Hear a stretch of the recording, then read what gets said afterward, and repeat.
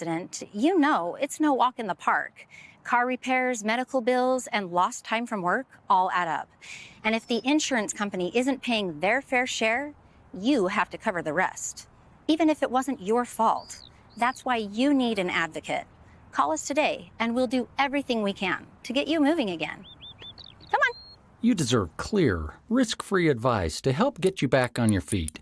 You deserve an advocate.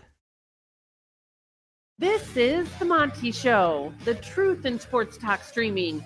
When you want unbiased opinions about your favorite team without the spin, all you have to do is find the Monty Show, streaming live and available 24 hours a day, 7 days a week on YouTube. And now, here's Monty. Hey, the Monty Show live on Friday the 13th. Flying solo this morning and a lot to get to. As always, we are brought to you by The Advocates, theadvocates.com, the best injury attorneys in the business, where you never reach into your pocket to pay the advocates. That's right. You don't pay the advocates unless and until they win your case, and you're never scratching them a check. See, when you get a settlement, that's how you pay the advocates. So there's no out-of-pocket cost, no consultations, no big retainers, no friends, just somebody fighting for you the way they would fight for themselves. And that's really the hallmark of the advocates. And I think that's really the hallmark of a good attorney, that you can count on them to fight for you, because there's nothing they haven't seen. And as we go into weekends, we tend to get out on our bikes. It's going to be a beautiful weekend across this country. A lot of people are going to be out as fall starts setting in and we move towards winter. Hell, I'm going to be playing golf all weekend up at Canyons. You know how it is.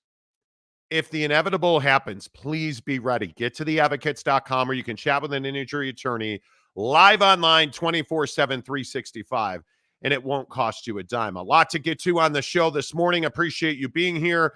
Please go ahead and hit the like button. Originally I wanted to start with this Pac-12 thing, but I'm sitting here watching SportsCenter in the background, getting ready for the show, and this Tua stuff from last night, bro. It is tough to watch. And if you missed the concussion from last night, and I hope you didn't see the hit, obviously I can't show you the video, but you start looking at these still shots. This is innocuous the right word? Garden variety, not violent.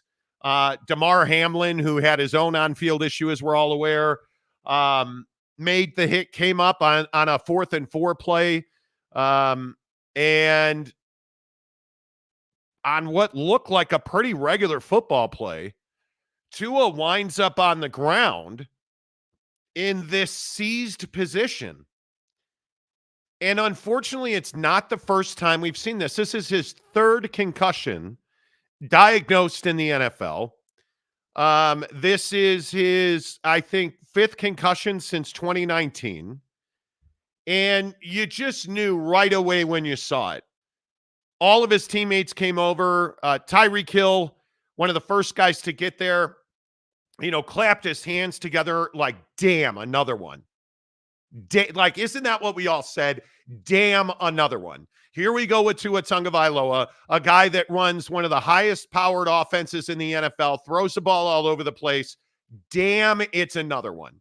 It is another concussion, another ugly moment on the field, because I think that matters. And again, this shot right here of Dolphins head coach Mike McDaniel kissing Tua as he walked off the field. McDaniel, after the game, said that he really cares about the human being. And I believe him. I think Mike McDaniel's cut from a different cloth, brother. He is not your normal dude.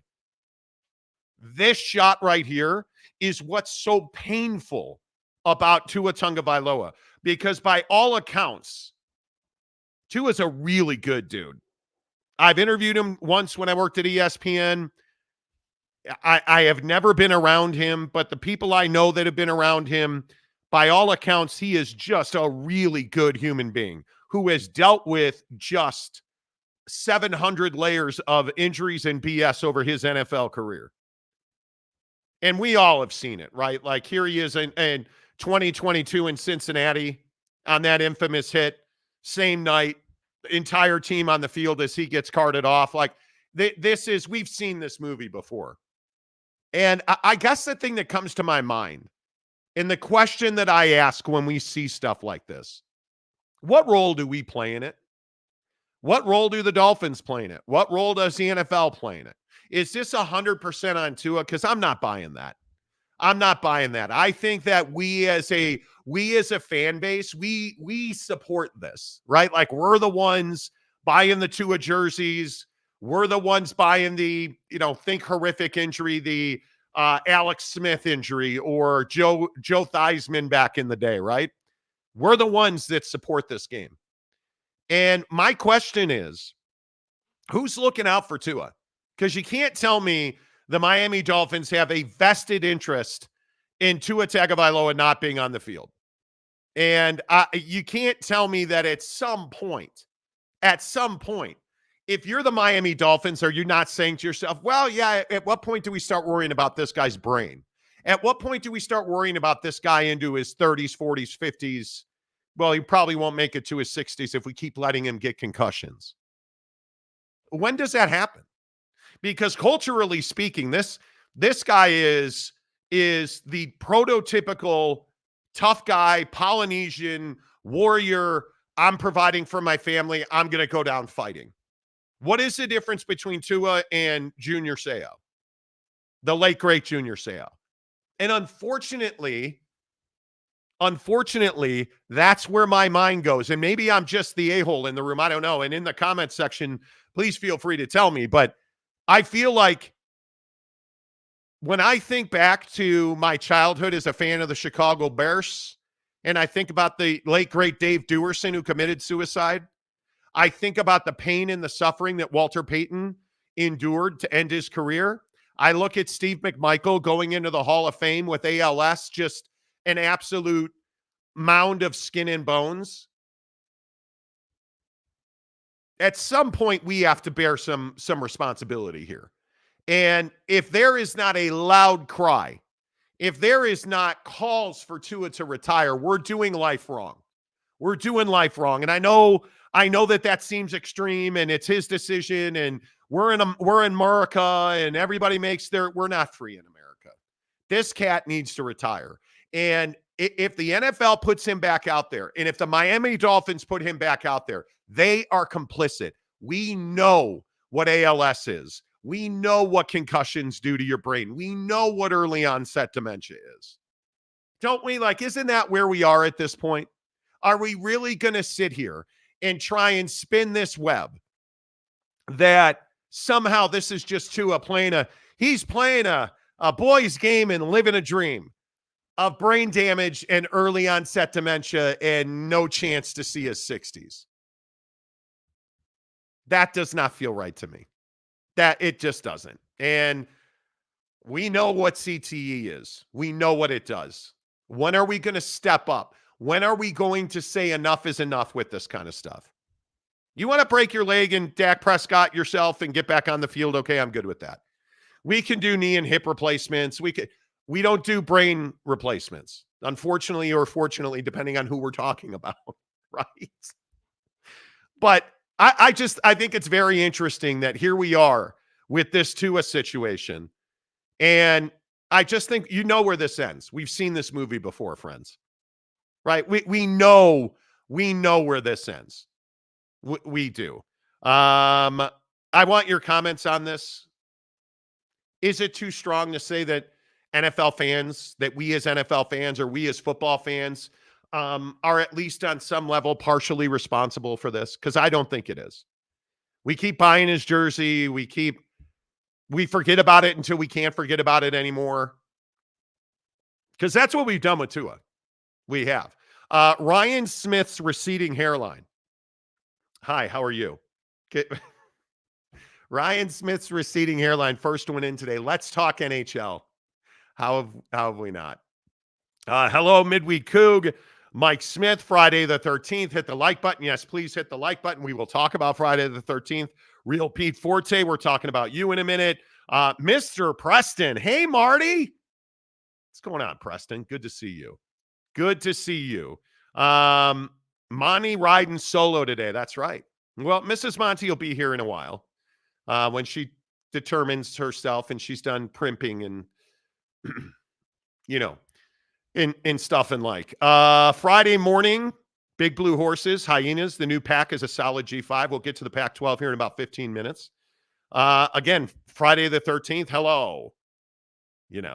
Roundabout. Feel bad for the dude, but he should consider retiring for his own health. Don't we have to make him consider retiring? When do the calls get too loud? At what point does somebody say, in the Dolphins, because again, you have a coach who has espoused his love of Tua, Mike McDaniel right there. What that's last night is Tua walked off the field with another concussion. And I remind you that his teammates, when they saw this, were like, damn, another one. Another one. Right? That's what this turned into.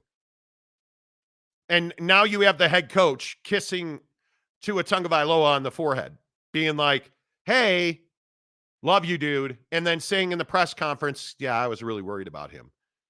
Well, I hope you were really worried about him because, again, not to be cliche, we've seen this movie before. We know where this ends. And I hope this isn't, the worst of the worst. I hope this isn't, a suicide and murder in Kansas City. I'm not even going to say his name again. I hope this is not Steve McMichael, Dave Duerson, Junior Seau. I hope that's not what this is. But how could we think it would be something else? We know what happens when you repeatedly damage your brain. We know what happens, right? Like I don't know. John Dry. It's the strength and conditioning coach's fault. Same as all injuries. Just kidding. Every time someone gets hurt, that's who get. I don't think anybody's talking about the strength and conditioning coach in Miami. I think we're talking about the neurosurgeons, the brain guys. I think we're talking about the team physicians. I think we're talking about the owner, the general manager, the head coach, Tua Tagovailoa. Like, that's who we're talking about. Thursday night games probably should not be played. Well, and I saw this on the old tweet machine last night. How much do you think that a short week contributed to this? I don't know. It's a very interesting thing. Alpha Buckeye, good morning to you. Each additional concussion, you should have to sit out an additional 5-6 games. Do we see Tua back on the field this year? Sadly, I think we will. They don't have a backup. What is Skylar Thompson? They don't have another guy. They don't. And it is that we're bootstrappers in this business, aren't we? Like, hey, concussion, I feel fine. Where are my bootstraps? We're going to pull those up, right? We're going to be tough guy. And in Tua's culture, and I don't think this should be overlooked, in Tua Tagovailoa's culture, the Polynesian culture does not, what's the right way to say it? Does not embrace weakness. I know a ton of poly football players. They do not embrace weakness. They do not talk about pain. They talk about paychecks and playing games. And they talk about generational wealth. And I would remind you, he also just signed a brand new contract. And why did they wait so long to sign him to an extension? Because of this eventuality. And now, and yeah, you know what, Alpha? I think he should be out for the year. I don't disagree with that. Yeah, Calford, Junior Seau. I love that dude. I spent a ton of time talking to Junior Seau in my career. That was one of the toughest days I've ever dealt with. Because it's silence. Another Poly King in Junior Seau suffered in silence. And anymore, there's just no reason to do it. There's no reason to do it. Because where do you think Tua Tagovailoa is mentally today? Probably ain't feeling great. Probably rocking a headache. Probably has dizziness.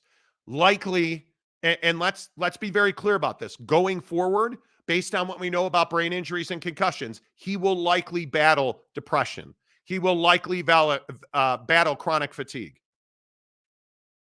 So his quality of life every single day is going in the wrong direction. That's what the science says, right? Edward Perez, hello. He says agreed. Career. Great doctor once said a football player can repair every bone and muscle in his beside the brain. Yeah, there's no brain transplant, or at least not yet. At least not yet. Like it's just, yeah, midweek kook. Somebody's got to get to Tua. And I know we talk about no men we got to mention Deshaun Watson here later in the show, but when we talk about no guys, who's going to tell Tua it's time?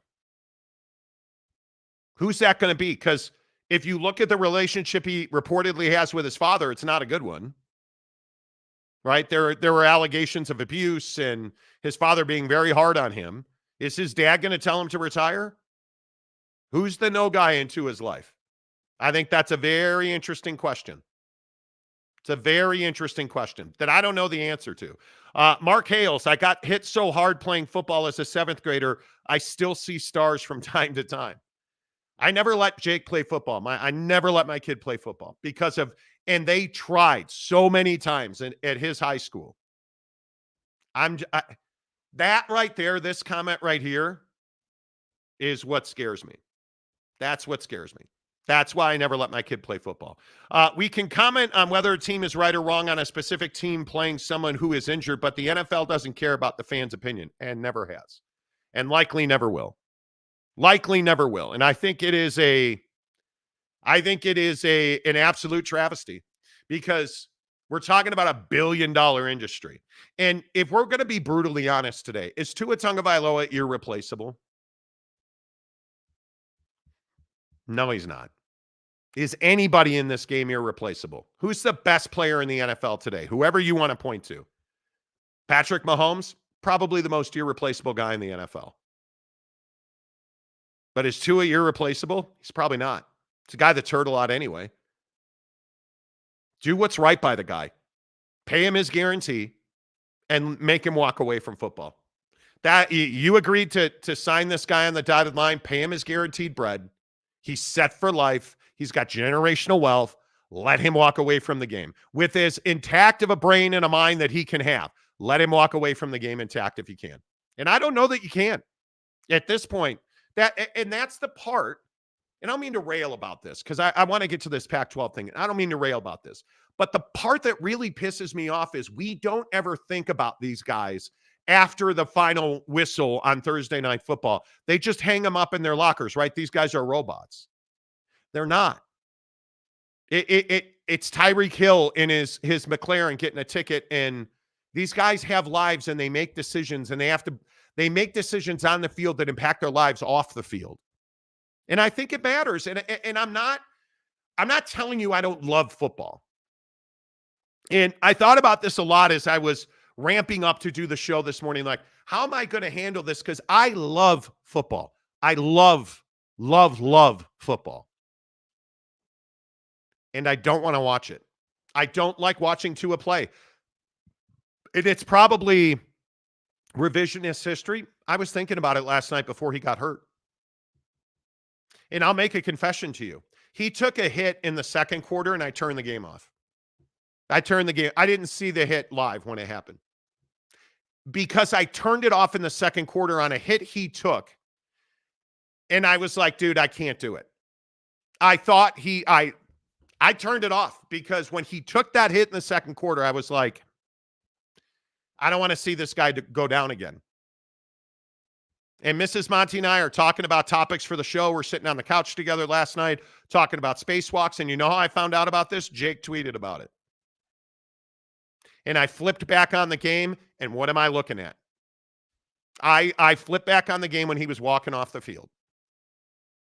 And I'm over it. I'm over it, man. And I have guilt over it. That's probably ridiculous. It is ridiculous, even hearing the words come out of my mouth. But I feel like we as fans, on some level, we are partially responsible for it. James Wood for $2. How long until Guardian caps become mandatory? And why don't guys wear them? Why don't guys wear them? I think this is an excellent point. Why won't we? And maybe it's the macho tough guy thing. I'm wide open to that. It's the NFL. I totally get it. Why isn't Tua, who has all these concussions, it's his 5th concussion dating back to 2019. Why isn't he wearing a Guardian cap? Would that have saved him last night? Probably not. I was watching one of the brain doctors on Twitter or on Instagram last night described the injury. It's probably the snapping of his neck. Because this hit, and I think this is important, this hit is, again, it's garden variety, right? Like this is as muted a hit as you're going to see in the NFL. One-on-one, open field, Damar Hamlin, it doesn't hit him, he tackles him. But what happens is Tua's head hits his thigh, and his neck, he gets that torque in his neck that causes the concussion. So does that cap help? I don't know, probably not. But what I know is if that cap is in the NFL, there's one guy who should be wearing it, and it's Tua Tagovailoa. If he don't wear it, why is anybody else wearing it? Because linemen are wearing it. You might not see it, but I believe Detroit, Indianapolis, and Pittsburgh all have linemen wearing that hat. It's the hat with the cushions in it. It's designed to offset the shock waves before it gets to the hard cap, the helmet that then gets to your brain. It's designed to distribute that shock wave. Why isn't he wearing it? Because we're too macho. That's why. A couple more, then we got to get to the Pac-12. James, excellent point. Thank you for the $2 tip. Make sure you hit the like button right here on the Monty Show. It really helps the channel grow. Consider becoming a member. We read all of our member comments. We will occasionally sprinkle in some non-member comments, but to get your comments highlighted and read, it's only $1.99 a month, and that all goes right back into the infrastructure of the show. We don't put that money in our pocket. It pays for things like studio lights and cameras and switchers and pimp juice, so that, consider becoming a member, because who doesn't need more pimp juice? Jeremiah, so you changed your name. I was like, Sullivan. I far more enjoyed saying champion. They are going to still make him play. They don't care about health, just money. Do you guys think that's accurate? Mike McDaniel, I think, cares about the human being. I mean, again, I don't mean to keep going back to this picture. Does that look like a guy who just cares about money? I think Tua cares about the money. I think very much Tua cares about the money. And as he should, right? But you can't tell me that we're just going to sit here and forget that what didn't he sign a $212 million extension? And, the guy is averaging, what is that? 4 years, 212, $53 million a year, 167, let's call it $170 million in guarantees. I'm pretty sure. Take your 170 and go home. That's what I'm saying. Because I think, does Roger Goodell give a goddamn about Tua's brain? Probably not. Probably not. Somewhere where we're not talking about paychecks and bottom lines and the value of franchises, I'm sure he does. Roger Goodell is not the demon we all make him out to be. It's not his first priority, though. But Mike McDaniel, I think his first priority is Tua being a fully functioning human being. I don't want to get too jaded, but how many times are we going to see this? How many times? Because it's not the first time. These are different games. That's last night. This is 2022. Remarkably similar. 2022. Yeah, we all remember. But look how similar it is to last night.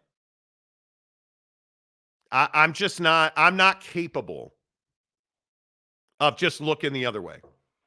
I'm not capable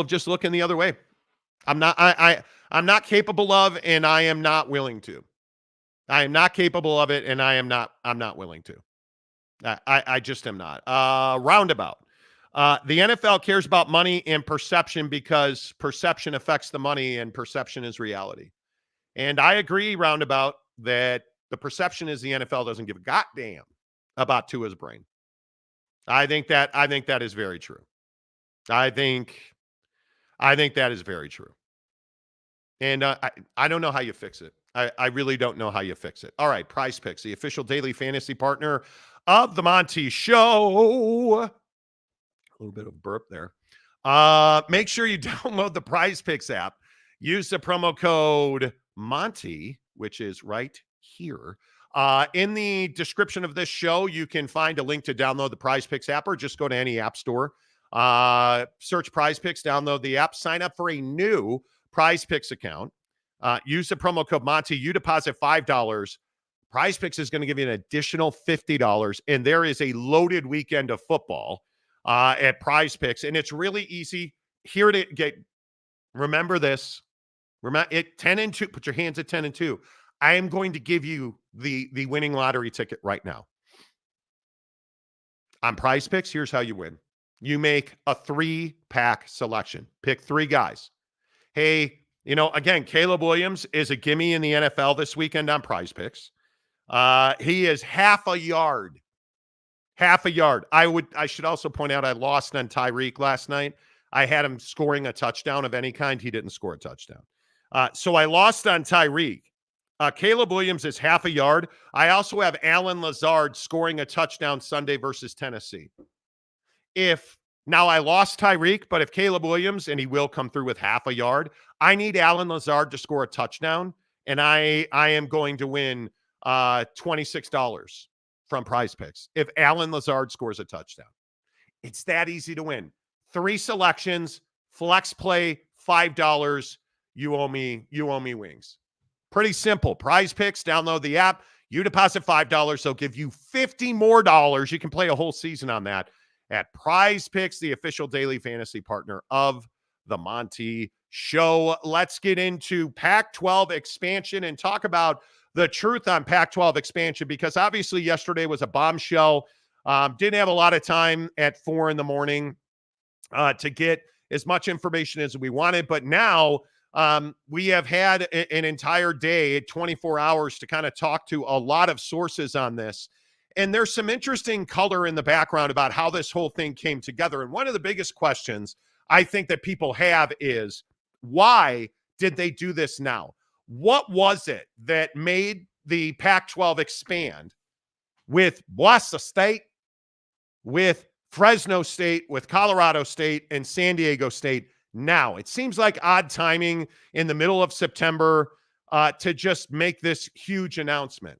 Well, now we know, according to sources close to the situation in the Pac-12, that Oregon State and Washington State allegedly tried to get membership in the Big 12. They talked to Brett Yormark at length about the possibility of those two programs folding into the Big 12 and ending the existence of the Pac-12.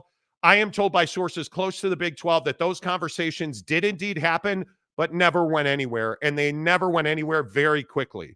I think that we have talked openly about the value at Oregon State and the value that that athletic brand would have to a Power 5 conference, but that door seems to be closed. And I think what really pushed the Pac-12 and really Oregon State and Washington State to make this move, which by multiple sources was called a hostile takeover of the Mountain West, which I think is very accurate, and I'll get to that in a minute. But what forced the Pac-2 to take this hostile action against the Mountain West was the Big 12 and UConn. Because I think what the Pac-2 learned through the UConn situation was, hey, you just told us, Big 12, that you weren't interested in expanding with us. And then the news that UConn was close and was likely going to join the Big 12, I think really slapped the Pac-2 in the face. And I am told that specifically with Oregon State, they were surprised that those conversations were so advanced, yet the Big 12 wasn't interested in having the same level of seriousness in conversations with the Pac-2. And that really spurred the Pac-2, Oregon State and Washington State, to become much more aggressive and shrink this timeline for their future, because that's really what this was. I don't believe, based on what I've been told by sources, that the Pac-2 all along was looking at the Mountain West as their path to rebuilding the conference. I think, based on what I've been told by sources, it was far more in the plans for the Pac-2 to join a power league, that they together or separately would join the ACC, the Big Ten, the SEC, or the Big 12, and go about building their future in that league. But that very quickly came to an end when they attempted to do just that. And the door was slammed. They never got anywhere with the SEC. They never got anywhere with the Big Ten. And it did not seem like, and I give Scott Barnes a lot of credit for this, the athletic director at Oregon State, who really is one of the power players in this whole equation. Scott Barnes, who I've told you on this show, I have an enormous amount of respect for. I covered him when he was at Utah State. That program's gone down since he left as the athletic director. Oregon State has done nothing but rise. It became very clear to Scott Barnes that he had to do something to save the future of his university and, by extension, the future of that conference. And I think this was a very pragmatic move. And it was the only move. And unfortunately, what it does is it puts the Pac-12 in a situation of destroying the Mountain West. You took their biggest brands, their biggest markets, their biggest TV guys. You took the brands that had the most value to TV distribution. And it wasn't by accident. You did that with an effort to rebuild. Now, some of the details behind this. I am told by multiple sources that it is absolutely a hostile takeover of the Mountain West, that the Pac-12 wanted to add UNLV and several other brands in that league, but certainly did not have interest in all the brands in that league. And they are currently still negotiating with Gloria Nevarez and the rest of the leadership of the Mountain West on how to put an end to this situation, because I am told with a lot of certainty that the Pac-12 is going to add more members. And I think it specifically people are pointing at UNLV, but that the Pac-12 will add more membership from the Mountain West. It is almost a certainty. How that happens and on what timeline that happens, well, I think that's a very interesting question. But make no mistake about it. This is not the end for the Pac-12. This is the beginning, because sources close to that situation unequivocally and without waiver told me that they will be at 10 teams, not 6 and not 8, that they will be at 10 at a minimum is their goal. And they would like to do that within a very short timeline. And their plan to do that is to negotiate with the Mountain West on what they can and what they cannot do and how much it's going to cost them, because they have kind of a handshake agreement that they're going to pause poaching members of the Mountain West while they negotiate what that will look like. Because there is a very large belief, and having talked to college football sources and TV industry sources about this, it's over for the Mountain West. There is no path to sustainability or a future existence without those 4 members. Certainly without Boise State, who is the crown jewel of that league. Yeah, that really was a damaging blow. Then you throw Fresno State, Colorado State, and San Diego State into that mix, and you are in a really difficult spot. And if you take UNLV out of that league, and the common belief across most of college football is that UNLV will have no choice but to go to the Pac-12 if, in fact, they have not burned that bridge, because there is a lot of wondering and head tilting about why UNLV was not in the first 4 of that group. But I am told it's because the Pac-12 agreed to hold off on that. It's not anything to do with whether or not the Pac-12 has a desire to add UNLV, because certainly they do. According to my sources, they absolutely want UNLV in the fold. They value Las Vegas as a market. They value the economy in Las Vegas and the revenue stream that Las Vegas can be on multiple fronts, whether that can be your hub, it hosts your tournaments, it hosts your conference championship game, whether it is an e-commerce center. They love the fact that there are a number of big-time conventions where they can go and sell. It just has all kinds of possibilities. And when you say, hey, yeah, Las Vegas is the home of the Pac-12, it kind of changes the tone of, well, hey, I'm Brett Yormark. I'm flying in to meet you in Las Vegas. It's a different conversation, which brings me to my next point about the Pac-12. The Pac-12 is acutely aware of who they are and where they are. The Pac-12 is not pursuing a power designation. And we had this conversation yesterday, and I think this is a really, really important part of this. Make no mistake about it. If you are not a designated power conference, you do not have an automatic qualifier into the college football playoff. And yes, Stuart Mandel pointed out that there is no such thing as a Power 4 conference. That's absolutely true. But do you really believe that, and you can pick your conference champion, Boise State. Let's say Boise State wins that conference and Fresno State is undefeated or has one loss, and that one loss is the conference championship game. Is Fresno State getting in over Ole Miss? Is Fresno State getting in over Michigan? What if Michigan doesn't win the Big Ten championship? Well, Monty, got to put Fresno State in. Yeah, actually, we don't. We don't. They're going to get 4 from the Big Ten. They're going to get 4 from the SEC. You're going to get 1, I would think, 1 from the ACC and 1 from the Big 12. So let me ask you this. Do the math on that. That's 10. 2 spots left. 1 goes to the highest ranked G5 conference champion. Do you really think they're going to put the second highest ranked G5 conference champion in? Do you think they're going to put the next highest ranked G5 football team in? They're not going to do that. Do you think they'll put Notre Dame in? If a one-loss Notre Dame runs the table, do they get in before, again, a Fresno State? What if San Diego State pulls one out of their rectums and has a great season? You think do you think San Diego State's getting in over a one-loss Notre Dame team? No, they're not. And we can sit here and we can have these cool conversations about, oh, it's neat and the G5 and they have a chance. They don't have a chance. They don't have a chance. And we can try to live in this utopic society where we think, oh, well, Monty, there's no such thing as a power designation. It's the top 5 ranked, conference champions. Okay, well, there's 7 spots left. So you have the non-existent Power 4 in the G5. That's 5. Okay? All those conference champions are in. Do you really think Greg Sankey's giving up any spot he doesn't have to? Look at the AP top 25. We've talked about this at length on the show, right? We've talked about this at length. Let me ask you something. Where's the G5 team on this? Oh, Northern Illinois. Who thinks Northern Illinois is getting in? Let's say Northern Illinois and Notre Dame are a one-loss team. Notre Dame gets in or Northern Illinois gets in? Notre Dame gets in because of their schedule. As crappy as it is, it's still better than NIU. Right? You look at the top 10.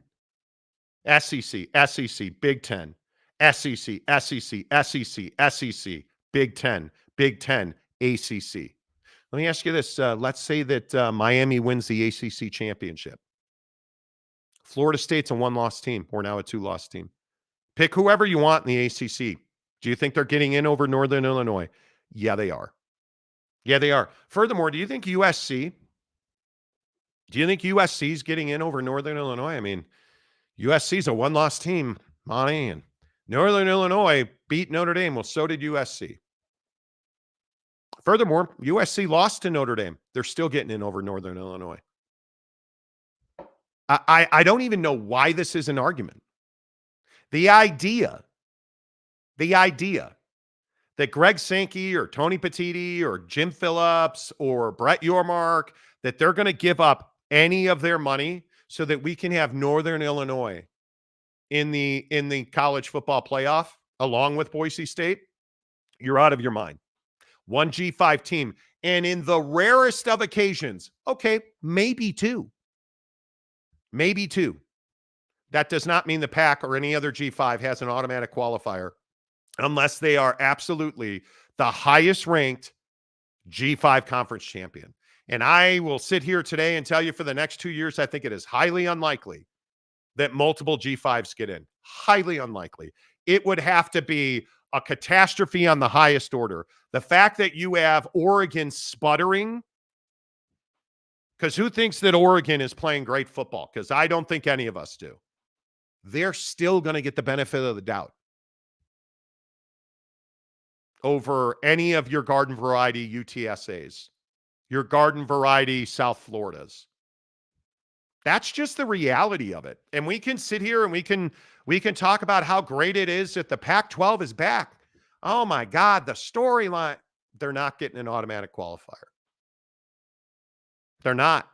And if they have 10 teams and one of their teams goes undefeated and wins the conference, will they likely be, if that's Oregon State, will they be the highest ranked? Potentially. But how do you get past the strength of schedule component? Because there is no bitter, more broken man on Notre Dame football than yours truly, me, this guy.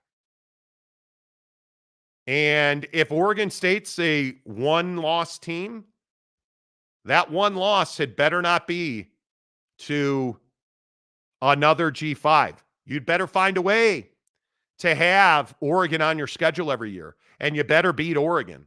And if you lose a game, it better only be to Oregon, or you're not getting in. And if you go on and you win your conference, you better hope that you're the highest ranked and Cinderella couldn't find her slipper, because it's just beyond me.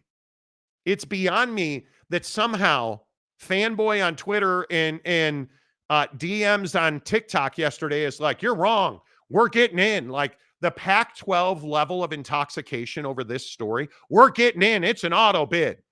It's not an auto bid. One G5 team. And the proof will be in the pudding, right? And again, I just put up the likely bracket, and I ask you here, okay, do the math on this bracket right here. How do you get NIU and Boise State in? I don't know either. I don't know. Because I also then go back to the top 25. Look at the 12 best teams. Go down to number 12. NIU or Utah? Okay, well, let's assume that somehow, some way, yeah, Oak State is who James and every other Oak State fan in here says they are. Oak State wins the Big 12 championship, and they beat Utah, who's ranked in the top 12. Northern Illinois or Utah? I'm going to say Utah. You're getting the ACC already has. What if Florida State or Clemson or Georgia Tech somehow wins the ACC championship and Miami is ranked in the top 12? Miami or a second G5 team? You know the answer, bro. It's Miami. Or it's going to be depth in the Big 10 or the SEC. Because just like the G5, I don't think the Big 12, unless it's an overwhelming case, right? Like, I think this is a huge weekend for K-State. They had better beat wholesale ass against Arizona in the Fighting Fafitas, right? You look at Utah. How about this Cam Rising story yesterday? Coach Prime, which is amazing to me, that Deion Sanders got duped. And I think Jake and I talked about this yesterday on the show.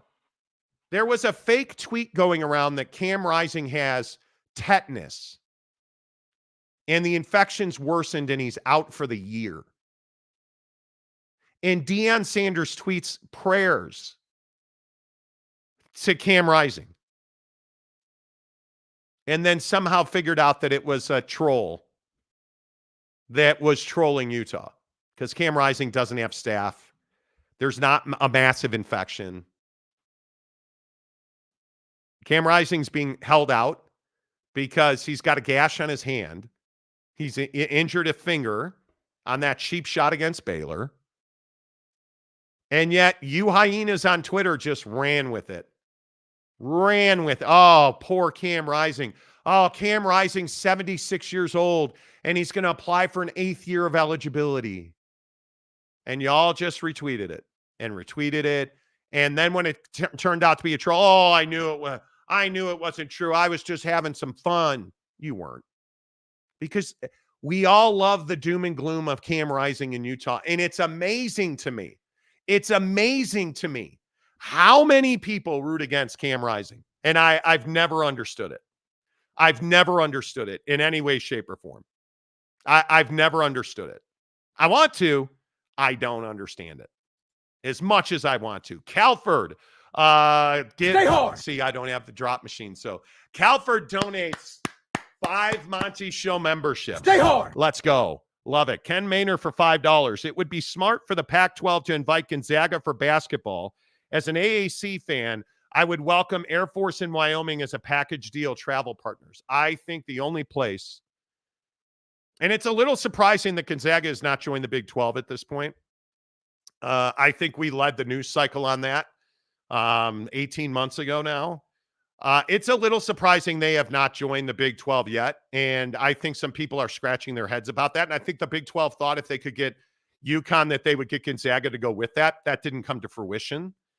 But I think when you look at what Gonzaga represents, I joining the Pac-12 is not a step up from the WCC. The West Coast Conference is a really good conference for them, and it guarantees them a spot in the NCAA tournament every year. So I think it is a huge jump for Gonzaga basketball to join a power conference, and I don't think it helps them to join this reimagined Pac-12. I don't, but that's just me. Sal Capone. Somebody, Al Capone. Al Capone. I like it. As an Arizona fan, I'm grateful getting into the Big 12. Who knows where we'll be in 5 to 7 years. Make me a member, boss. I can't make you a member. You have to hit the $sign and join for $1.99 on our entry level. $9.99 gets you into our members-only Instagram chat group. DM Jake if you join at the membership level on Instagram, SLC Jake. He'll add you to that group. But I appreciate everybody joining and hitting the like button. This morning, we are well over 1,000 views and we have 66 likes. Every 1,000, we should be at 100. Hopefully, you guys will hit the like button and get on board with that. Let's keep rolling with your comments. Noel Ramirez at the Bounce House. If USF had an on-campus stadium, would UCF be in the Big 12 today? It's a very interesting question. A very interesting question. They took away the Americans' power status, even though they had UConn winning national championships in basketball and Cincinnati making the playoffs and UCF winning all those games. The power grab, is anybody surprised by the power grab in college sports? Because I certainly am not. I certainly am not surprised by it even a little bit. I think it's who these guys are. It's why we have NIL lawsuits. But again, and I understand, like I heard from so many UNLV fans yesterday. I heard from so many USF fans. I heard from a ton of Tulane fans that I didn't know were alive. We went in. G5 sucks. Power conference, Super League. How many of you are ready to cut checks for $200 million a year to the football program? Because that's a huge question. I mean, if you look at these teams that are making up the reimagined Pac-12, ask yourself, can San Diego State show me your lightning bolt for $200 million? Can you tell me that the Aztecas, that San Diegans, that you can support a $200 million bill every year for football? Because that's what it's going to take. Between the NIL settlement, the profit sharing that's required, paying players, you're looking at $20, $30 million just in NIL and profit sharing alone. Can San Diego State foot a bill for $30 million extra dollars a year? I don't know that you can, which is why you're going to be in a non-power conference. And if the Super League happens, can you really make me the case that Boise State can afford $200 million a year to be in the Super League? Because I think I could make the argument for UNLV. I think I can make the argument. I was talking to a boss in Vegas yesterday, and I think that there is a financial path forward. If UNLV really wanted to be in a Super League, and let's say the bill was $150 million, I think UNLV could get that bread. I think they could get that bread. I do. Would it be easy? No, it would not. Would it require massive influx of private money and brand new Enterprising sales initiatives? Yeah, it would. Casino money? Absolutely it would. Land developer money? Absolutely it would. Out-of-the-box partnerships? Absolutely it would. There's no question about that. And for everybody who continues to espouse about Title IX, and if you do not understand in this generation of athletics that stick and ball sports, softball and baseball are incredibly important. You know what else is incredibly important? And you'll laugh and you'll say I'm being biased. Golf has become a revenue generator for these Power 4 conference teams. Huge. Look at what I'm doing at Rice Eccles tomorrow. I'm playing golf inside of Rice Eccles Stadium. Where's all that money going? The Crimson Collective gets a big part of that. Follow Mark Carlin, the athletic director for Utah, on Twitter. What's he tweeting about? Oh, yeah, let's go play stadium golf at Rice Eccles tomorrow. Support the Crimson Club. They're going to have the Utah State game on the Jumbotron. They're going to have the club open so you can eat and drink. Oh, and let me show you Oak State James stopped by and he built us all these extra club suites. Let me show you the hospitality. Have you thought about getting on the list for Utah football season tickets, sir? I mean, you hit that beautiful shot in the number 4 down there. I mean, how can you not buy tickets? That's what's happening at Utah tomorrow. Guaranteed. Guaranteed. As it should. Guaranteed. Roundabout. One loss Notre Dame gets in over any G5 team. That's what I'm saying. That's what I'm saying. Absolutely. They get in. Notre Dame runs the table. That will trump the second best G5, no question. Oh, but Monty, it's an AQ and there's no such thing as power conferences. That designation's not real. Okay, it's real. Is it on paper? No. Is there a contract that says power conference? There's not. But you are out of your mind if you think any G5 team's getting a nod over Notre Dame, or do you really think Ole Miss isn't getting in? If they're 10th and you just lost the Mountain West Championship game in your San Diego State, you really think that Lane Train and his hot-ass girlfriend aren't getting in instead of you? Come on. Come on. Lane Train's getting in. SEC's getting in. Big 12's getting in. Big 10's getting in. ACC's getting in instead of you. Why are we even having this conversation? Oh, that's right, because Florida State got bent last year after, the quarterback got bent. They got bent, and then DeSantis bent for $1 million, and now we have 12 teams, and Florida State's getting in over any G5. That's just the reality of it. And I think this over here. This right here is exactly right. There's no doubt. I think the conversation would be Nick D. I think the conversation would a one-loss Notre Dame get in over a 1 or 2-loss SEC or Big Ten team? But it's the Cinderella and the underdog. There's good Mexican food in San Diego. That's exactly what the conversation is. Lane Train or Jesus Christ at Notre Dame? I think that's the conversation. I think that is the conversation. Gordon, who is a fan of Hawaii and Iowa State. Okay, unlikely match, but hey, whatever makes you feel good inside. Definite exaggeration with Oregon State being, quote, saved by this move. I don't think they're saved by this move. Does this bring Oregon State back into a conversation about the college football playoff? It does. But what is the edict from Scott Barnes day one the Pac-12 melted down? We are going to continue to fight for our athletes to compete at the highest level. I think this is his only path to doing that. Again, if you're just tuning in, as we talk about the truth behind Pac-12 expansion here on the Monty Show, which, as always, hour number 2 of the show is presented by our friends at The Advocates, theadvocates.com. Did the Big 12 make a mistake? And I think that's the right way to put it. Did the Big 12 make a mistake excluding Oregon State and Washington State from expansion when they were talking to teams like UConn? I'll answer that question in 15 seconds. When you've been injured in an accident, you need a lawyer, and you deserve an advocate. Insurance companies don't always play fair, but we can keep them in check. Most cases settle out of court, but we'll take your case to trial if necessary. You deserve an advocate. Yes, you do. Theadvocates.com, where you never pay a penny out of pocket.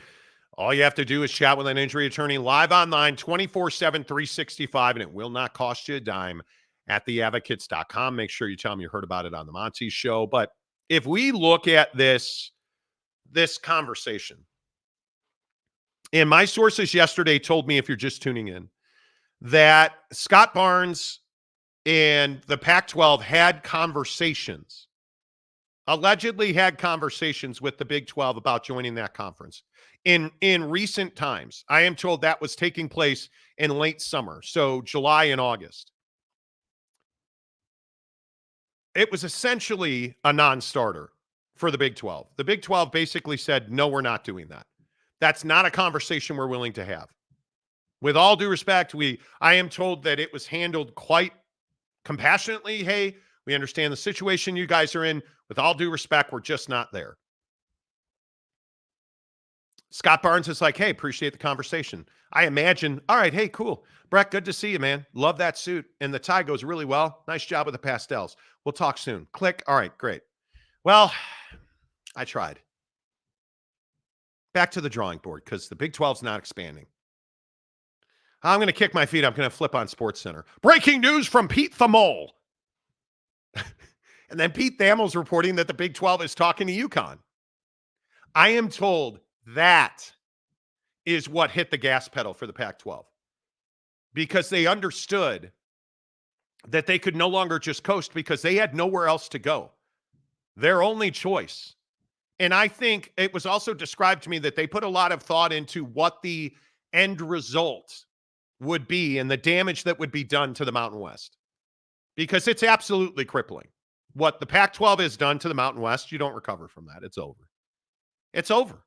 And if we're truth-telling, I am told by sources close to that situation, this is the beginning, not the end, of raiding the Mountain West.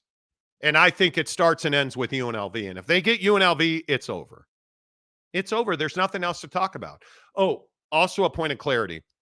Utah State, I confirmed yesterday, likely would not be a candidate to join the Pac-12 because of their investigations that are happening on the campus in Logan. So it makes it very difficult for the Pac-12 to say, yes, come on in, Utah State. That's a non-starter.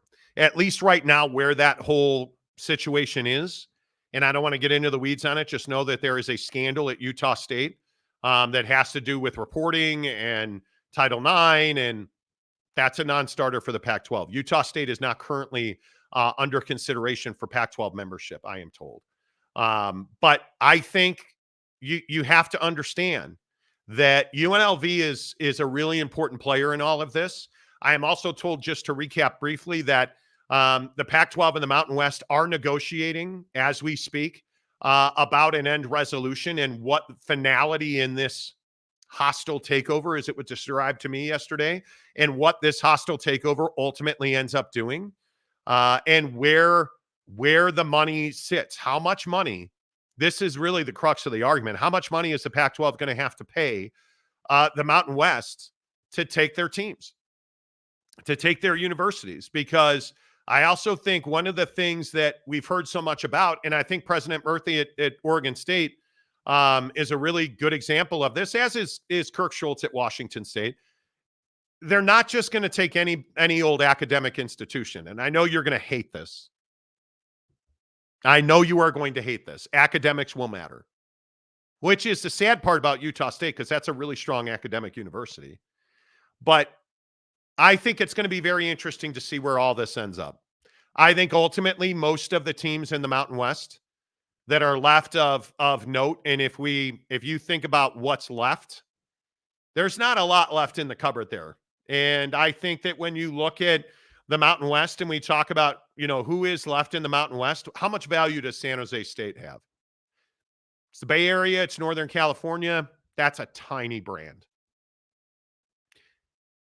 San Jose State or Boise, it's not even close. And the Bay Area is a massive market compared to Boise. Blast State. It's not even close. But you look at Hawaii, I think there's a travel issue there. That is already something that is a bit of a struggle for Hawaii and scheduling. That's not going to go away. I'm very interested in the relationship between UNLV and UNR, Nevada Reno, the University of Nevada, because they are in concert with each other. They are heavily connected through the educational system in Nevada. I asked the question yesterday, and I was told that they're not tied at the hip. This goes back to Arizona State.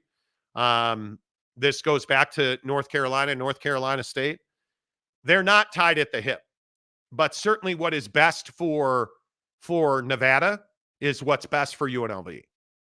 And if UNLV is thriving, and I think this is much more akin to UCLA and Cal and Calimony, I think you could see a situation like that, which could make it untenable for UNLV ultimately if they ever had aspirations of getting into a Super League. Because if you're paying Renamony, I don't even know what you would call Calimony works so well, does it not? I don't even know what you would Vegamony. I don't know. But the money that you would have to pay UNR to supplement them, I think would be significant. And I think it could be a non-starter. But you look at the rest of the teams in this league, I don't believe that New Mexico or YO Air Force is certainly very interesting. But I don't think any of those other brands make a definitive fit into the Pac-12. I think the ones that you're looking at are UNLV and I think potentially Nevada. And I think that if you had to take 4 more, which is what the conversation I think is, and I don't want to state that as fact because we've kind of had compulsory conversations about it with our sources, but I think the conversation is who are the next 4 that you are going to take. And I think that if they had their druthers, I think that you would take UNLV. And I think the only other brand under consideration would be Nevada. But I don't think they want Nevada. I think they would very much like, I am told very clearly that they really would like to add one of the Texas schools. And I think that they would like to add Tulane. And ultimately, I think South Florida is too much of a stretch because they just don't have a way to bridge that travel gap. And it makes things difficult. Going to Texas or New Orleans, I mean, how much further is New Orleans from San Antonio or El Paso? It's not that much further. And they make good partners. Tampa is a hell of a lot further. And I know that the conversations around travel, academic fits, it's a very interesting time to be New Mexico because I feel like the Lobos are getting, frankly, overlooked in this entire conversation. And I don't know how you fix that. I don't know that there's a way to fix that because you're just not a brand of consequence. You can sell Las Vegas. You can sell UNLV. And if I've got to take Reno as well, okay. But I think the Pac-12, desperate is a word that I would not use. They'd very much like to do business in the state of Texas. And I don't believe that Tarleton or Rice are in the conversation. As well as Rice fits with those brands because of their academics, I think it's UTSA or UTEP. That is based on the conversations I've had. I'll be clear and say I haven't been told that directly, but based on the conversations I've had, I think UTSA is absolutely attractive to the Pac-12, and I think UTEP is much more attractive than New Mexico. And it's all how you view that. Another man's trash is another man's treasure, right? One man's trash is another man's treasure, whatever it is. But I think it's very interesting. Let's get your comments here on the Monty Show. As always, the comment section is brought to you by Canyons Golf. Park City Mountain Resort Canyons Village is where you find Canyons Golf. Can't wait. Be back up on the hill tomorrow morning. I love it. I love the fact that you get up there and you play a 7:30 tee time. You get a beautiful sunrise. You're going to see everything from fox to deer to elk. It is just a beautiful place to play golf. You're teeing off in the 60 degrees. You are playing golf peak day in the 70s with a little bit of breeze, the mountain views, the elevated tee boxes, the lush fairways and greens. It's what I love about Canyons. There is nothing better than stepping up to a tee box at Canyons, number 6, number 17 and 18, and you're just hitting a bomb and you're watching that ball fly.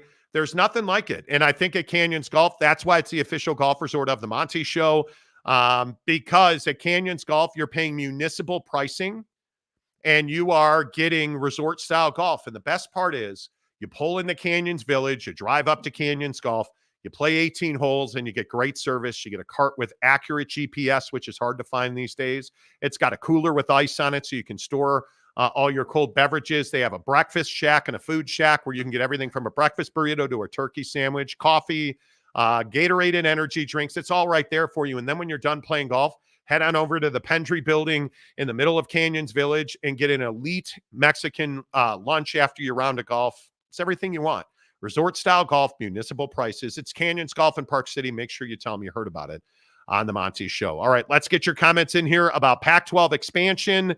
I think it's very interesting how much the opinions on what's a good brand and a bad brand is, how much they vary. It's wild to me. Calford gifts 5 Monty Show memberships. Let's go. Stay hard. Nice job, Calford. Appreciate that. Christopher Shannon, if the ACC crumbles, would Cal or Stanford join the Pac-12? It's funny.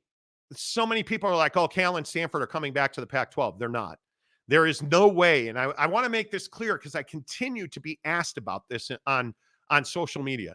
There's no path for Cal and Stanford to drop out of the ACC and join the Pac-12. Furthermore, neither one could afford that athletically. Do you understand the step back? Because I think, and one of the questions, I was talking to a guy on TV yesterday, one of the questions that I asked is, what's that TV deal worth? And we were told the CW is wide open to expansion. They love the Central and West Coast footprint that the Pac-12 provides them. Live Golf coming to an end means that they need a supplement. They're already doing business with the Pac-12 on Washington State and Oregon State. Financially, I can't find somebody in TV that believes that they're worth more than $10 million a year per school. I don't think Cal and Stanford are stepping away from an escalating scale in the ACC that could see them both making $40 to $50 million a year for $10 million a year. It just doesn't make sense. Not to mention the grant of rights, as Florida State is finding out, is almost impossible to get out of in the ACC. Almost impossible in my mind. Jimmy Otson, good morning, my guy. Cal is so rich that they are subsidized by UCLA. We're all billionaires, dude. Right? Because everybody's a billionaire now. It's very interesting, the Calimony. Very interesting. Calford, Monty said Calimony twice. Gift card for all. Exactly right. Exactly right. Oh, my God. Valerie Fahey on Facebook. What about UNR? It seems like a no-brainer with UNLV in.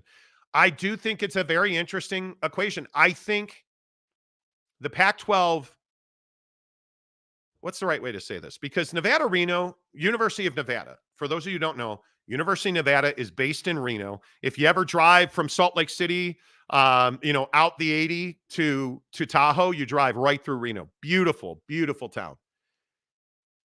UNR is very interestingly placed in that it is a small school that competes at a high level. University of Nevada - Reno, right? University of Nevada is a good football program. Is it elite? Not by anybody's stretch. Decent academics. Is begrudging the wrong way to say it? I think it is. But it's the truth. I think the Pac-12 would take UNR to get UNLV. And I think the educational administration in the state of Nevada would very much be happy with that. And I again, Valerie, I think UNR is a very good partner to be in business with. I think so. Sal is a member. Really? Sal's a member. Let's see. Let me look at the member activity. Viewer activity. Calford gifted 5. Who got the 5, Calford? We have a lot. Sal Capone, Taylor Smith, Gavin C., Brandon Unruh, and Robert Dorr. Stay hard. Welcome to the membership.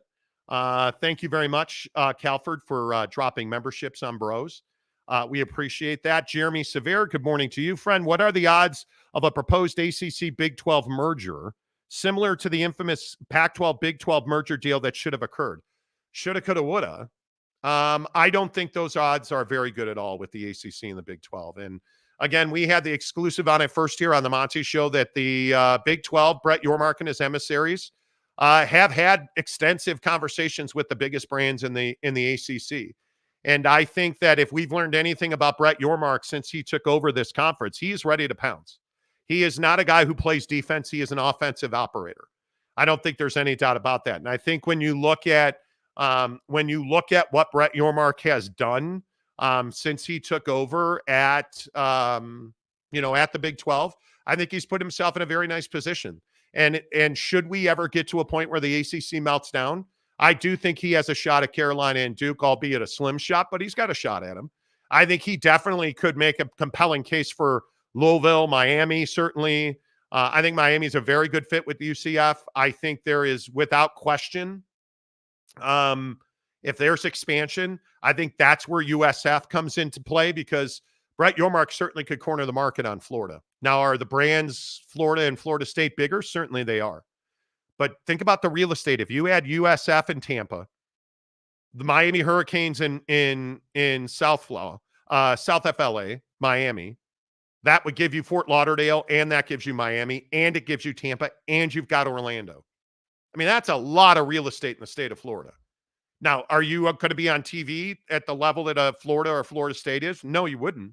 But boy, you would certainly cover a lot of ground. And that would make recruiting fertile in that conference. If you could keep trust me when I say, if you keep the best talent across from Orlando South, if you have a shot in every living room from Orlando South, you're going to be very talented in this league. And I would also remind you, the Utah Utes also have a pipeline already built in Florida. A couple of more, Calford, UTSA, and Memphis. Memphis is oddly placed geographically. And I know that people don't like to hear that, but it's why Florida is a reach. It's why USF is a reach. The state of Florida is a reach for the Pac-12. If that's a reach, tell me Memphis is not a reach. That's absolutely. I think you're not going any further east than Tulane and New Orleans. You're not. I think Texas is great. I think New Orleans is a bit of a stretch. I don't think you can go to Florida. Oregon State and Wazoo want yearly trips to Texas, which means 2 Texas teams. And again, I think it's UTEP and UTSA. Does Rice really bring value to you? From an academic standpoint, they do. They do. All right, couple more. Let's keep rolling. Appreciate all the comments. Make sure you give us a thumbs up. Consider joining our membership. ACC West Commissioner Gumby. Hello. Good recruiting in Texas. Huge recruiting in Texas. Noel, ACC implodes. Cal, Stanford, Syracuse, Wake, Boston, Rice, USF, and Tulane form a new a more academic conference. Geez, could you imagine that? Can you get any football player into any of those universities? Good luck getting into Wake or Rice. Do you understand the academic standards at Wake and Rice? Come on now. Yes, hit the like button. Please do. Calford, damn, Kevin, sorry to hear. Kevin, what? We have a lot of comments, Kevin. Well, Kevin, I hope everything's good. I don't know the situation, but, there he is, Ferris Khan. Pino equals Pac-12 in name only. What does that mean? Like, the slight thing that we do where we try to disrespect people. Truck stop conference, bro. Lot lizards everywhere. Oh, look at the rollers at Buc-ee's. Jake is the only one that eats fecal matters off of rollers. Nobody else actually does that. The flyover conference. Okay, well, what conference do airplanes not fly over? Right? Like, I don't understand that. I don't understand that. Nick D. So should we start calling them the G6 because there's no way they will get a power conference designation? But if you listen to Twitter, power conference designations aren't real. So why does it matter? It's the top 5 ranked conference champions. People live with their heads in the sand. It's amazing. It really is. Wooderice. Yeah, Wooderice. Christopher Shannon. Damn, Kevin, best wishes to the nephew. Oh, no.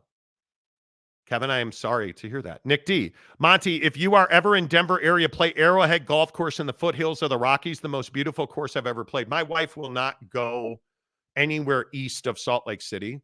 She has warrants out for her arrest, and they don't allow her to travel to that place, so we can't go to Colorado.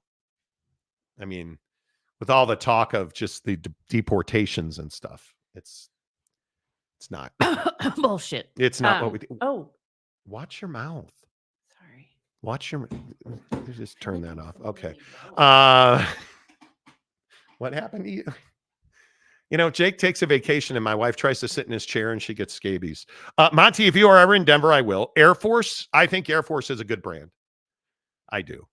All right. I want to go back to this Tua Tagovailoa thing right here on the Monty Show, because now that Mrs. Monty has joined us for hour number 2, or, hour number 3/4, I do want to talk about this Tua thing from last night, because I think this is a significant issue.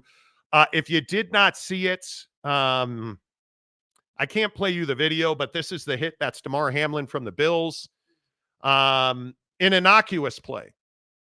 This was not a violent hit, but it led to this. And I think when you look at Tua concussed and in seizure on the field, and the good news is it's very different than this. This is 2022 in Cincinnati, where he was seized up and had to be carted off. Last night he walked off the field, and this is Dolphins coach Mike McDaniel kissing Tua on the head, and then saying after the game that he cares about the human being. And I'll be honest with you and tell you, it's very difficult for me to, what's the right way to say it? I love football.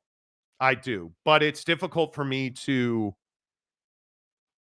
feel good about this. And I talked about it earlier in the show. If you're just tuning in, I actually turned the game off in the second quarter because Tua took another, a bigger hit, frankly, than the one he took that got him the concussion. And I just couldn't watch it anymore. And I found out about the Tua hit when Jake tweeted about it. And I flipped back on Prime Sports, and there he was, Prime Video, and there he was. Yeah. It's tough. But I do think that his coach cares. I think everybody cares. Tua keeps going. He does. It is on him to stop. And I said this to you last night, that it takes me back to Dale Jr., who took himself out of the ring. He took himself out of the race because he knew he was at risk of permanent brain damage. Yeah, I agree. You have a whole life to live after this career. Take yourself out. It's not worth it. That was not a hard hit. That's the crazy thing, is it wasn't some huge helmet to helmet. Right. Not a helmet to helmet. At all. It wasn't illegal. And you look at this hit right here, the bigger issue was, and again, I follow a bunch of doctors that do injury recaps whenever a guy snaps his leg or gets a concussion. And the foremost expert in concussions was saying that this is an impact to the neck and side of the head that causes the brain to have like a slamming rebound effect to the side of your skull. And it's what happens, you don't care about this, but what happens here is when you see Tua in this situation with his arms locked up and his hands locked up, your brain has stopped processing electrical signal. Yeah. It's an interference with the electrical mechanism in your brain, because you hit your head and your brain bounced off your skull so hard. But also makes you worry about his neck. If there's that impact is also to his neck, what's happening there as well. Well, And with all of the technology in the helmets now, you've seen these helmets that have increased in size by almost 20%. But why is he not wearing the shock absorber, as I call it? The hat that they're allowed to wear in games that a lot of linemen are wearing. Right. You can't really even see it. Now, on a quarterback, I think you'd see it a lot more because he's on camera all the time. But it's this shock dispersing helmet technology that they have to wear in practice. Yep. They're allowed to wear in games. But a guy like Tua, who again, and I think his Polynesian heritage plays a role in this. Well, He is a macho dude that, again, has a $170 million guaranteed contract he just signed. But I don't think that his ego lets him wear that. and it's silly to me. Why would you not do that? Why would you not wear it? I don't know. You got a $170 million guaranteed contract, and you're on your way to not being able to function as a human being. I think everyone is supportive that if it is a risk to your health, permanent health, stop. And the worst part of this hit was his teammates. You could see Tyreek Hill visibly, like he went like that, like he's standing over. Everybody kind of runs up to Tua. Yeah. And there's a guy immediately like waving people onto the field, one of the linemen. And Tyreek Hill bends down and looks at Tua. And I've unfortunately seen it multiple times. When you concuss yourself, you're not there. On this level, when you are seized up like this, your existence is no longer there. And you could see when Tyreek looked down, Tyreek went, damn, another one. Yeah. That was the reaction of his teammates. Damn, another one. And and this is probably a step too far. I acknowledge that. But at what point do we say, yeah, Tua, we're going to have you retire? We can't have you play. If you're the Miami Dolphins and your head coach is kissing Tua Tagovailoa on the sideline as he walks off with another concussion, at what point do you say, Tua, my guy, we can't have you play for us because in all good conscience, we can't have you destroying your brain. We're going to have to move on because don't forget what science says. And I know in this country we don't like science, but it is what it is. The science says every concussion is worse. Yes. Every concussion does more damage. Every concussion that does more damage does more irreversible damage. Yep. And again, I'll go to Junior Seau. I'll go to the Kansas City murder-suicide. I'll go to Dave Duerson. All these dudes, Steve Mongo McMichael. I'll go to all these dudes battling ALS. I'll go to Terry Bradshaw, who can barely speak English because he's got Parkinson's. I'll go to Muhammad Ali. I'll go to all these dudes in combat sports and in football who have had multiple concussions. We know what this does to you. It's not worth $170 million. And you're going to get that money hell or high water now. But is your brain dying worth $170 million? But that's an interesting question. How many people, if you said, hey, you can win the lottery today, $170 million, and in 30 years, you're probably not going to function as a human. You won't live past 60. Right? How many people would say yes? I think a lot. But I think that's the honest conversation that you have to have is if Tua keeps saying, hey, I'm in. Let's do it. Obviously, the doctors are going to take him out right now. It's his fifth concussion since 2019. But is it worth it? I think some people would say yes. And I think you have to know that with all of the information that is out there, aren't players being told this is what will happen? Your doctor must be telling you, Tua, you keep going. Here's what the prognosis is. We can get you well to where you can play again. Here's the prognosis. Does it mean 10 years? Does it mean 20 years? That you'll be able to live well with a ton of money? Okay, is that worth it to you? I guess that is his decision. It's just hard to watch because if you stop now, maybe it's not at 60. Maybe you live to 70. Maybe you live a great life and you already have a ton of money. What's the barrier? I don't know. And I think it's very difficult I don't want this anymore. I don't. And it's why I turned the game off in the second quarter. And I was outside playing some golf. I was making some golf content. I was swinging my golf clubs. I'm playing all weekend long. I have a golf set up in my backyard, just doing my thing. And I came in and what did I say? Oh, damn, Thursday night football's on. Mrs. Monty is doing what JD Vance told her to do. Got her ass in the kitchen, made some dinner. Probably still trying to pop out babies. It's not working, but that's why you're unhappy. Anyway, stop. I'm going to adopt some cats. I'm turning your microphone off. Who are you, Taylor Swift? My point is, okay, I'm a dick. I freely admit it. My point is, I come in from playing golf. We're making dinner together. I flip on the game. I'm watching the game. I'm reading topics, like, you know. And then Tua took that hit in the second quarter. I was like, no, I'm not doing it. Because every time the guy takes a hit, and maybe I'm just the asshole about it, but every time that dude takes a hit, I'm like, nah, that's a concussion. Nah, that. Yeah. So I don't watch boxing anymore. I turned the game off. I don't remember what we were watching. We were watching something else. And then Jake tweeted about Tua taking this hit. And I flipped it on. And there he is walking off the field. And replay after replay after replay. And Al Michaels talking about how somebody's died. Like, I can't do it with Tua anymore.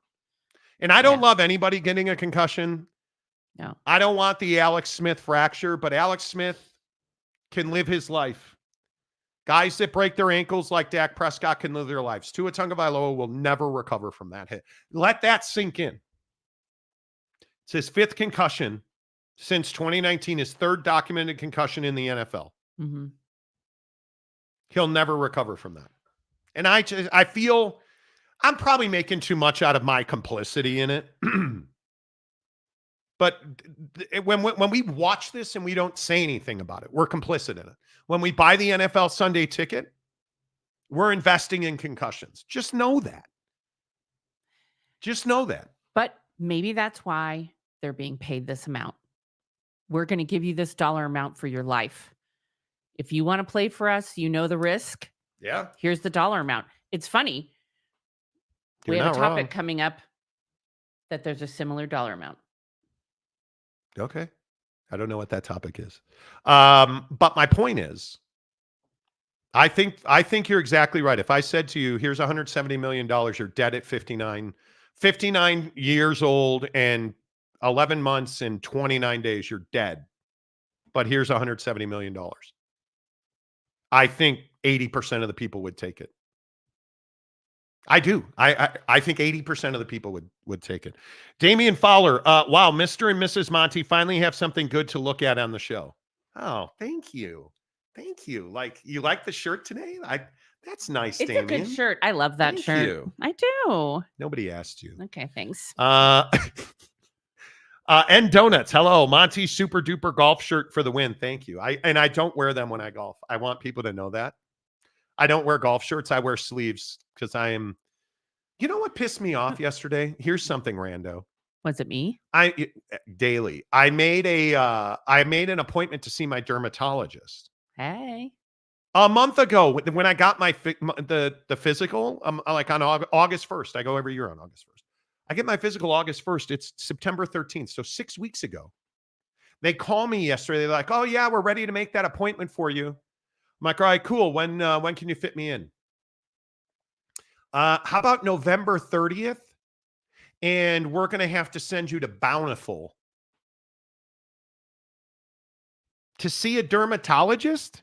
I can't get an appointment until November 30th, 40 minutes from my house. No, bro. I turned it down and they're like, okay, we'll put you on the waiting list. So anyway, I don't wear golf shirts when I play golf. I wear sleeves to protect myself from the sun. Because my doctor essentially said, if you're wearing short sleeves playing golf, you're asking for it. So ACC West Coast Gumby, can't enjoy the ayahuasca when your brain is mush. The ayahuasca might also mush your brain. You're not wrong. Dude that abides. Former NFLers are calling on Tua to call it a career. Peer pressure is often the most influential, and I hope it gets louder. Because that hit, the hit is on ESPN right now. Mm. He ran his shoulder, neck, and side of his head into DeMar Hamlin's thigh. And what do I always say about running quarterbacks? Get a slip and slide. Learn to slide or don't run. It's why Lamar Jackson. It's why all these dudes that are running quarterbacks, Avery Johnson at K-State, it terrifies me. Yeah. Because you don't have long careers. It's why I look at a guy like Patrick Mahomes. Is he a running quarterback? Sure he is, Monty. No, he's not. He's a mobile quarterback who runs so he has a better ability to throw while he's running. You don't see him making 30-yard runs down. Anthony Richardson. How did he get hurt last year? Running, they drove his shoulder into the ground. He can't run and have a long career in the NFL. Kay Nurin, hello. Money has become the god of the world. Has become. When has it never been? Go back to Caesar. I do think it's gotten worse, though. Could be. I like that shirt too. Thanks. Look at you. You know, the struggle, I have terrible body image right now. It's funny. We went to this huge Indian wedding last weekend, and I put on a bunch of clothes that I hadn't worn in a long time. And they're much bigger. Like, it's great. I put this shirt on this morning and looked in the mirror. I'm like, dude, you are fat. Like, you have, and I'm getting thinner, but I can't. It's so strange, the mental game we play with weight loss. I just can't. Yeah. I can't get there. But I think we all are that way. I do. Even when I was terrible. at my lowest weight that I ever was, which was a pretty low when I was doing a lot of triathlons, long distance triathlons, I still thought that I was overweight. It's brutal. It is brutal. Giggity, hello. I would have saved my 20-month membership message from Mrs. Monty if I knew she was making an appearance. Giggity. Can you decide when that message gets played? I was unaware of this. I did not know that. Like, and donuts today. You can like select it's time to share your I did not know that. membership. I had no idea. Well, it's the thought that counts, Giggity, right? It is. Monty, do you think the NFLPA will really support teams ending players' careers over concussions? They would never. Not signing guys with multiple concussions, they will go bananas. I agree.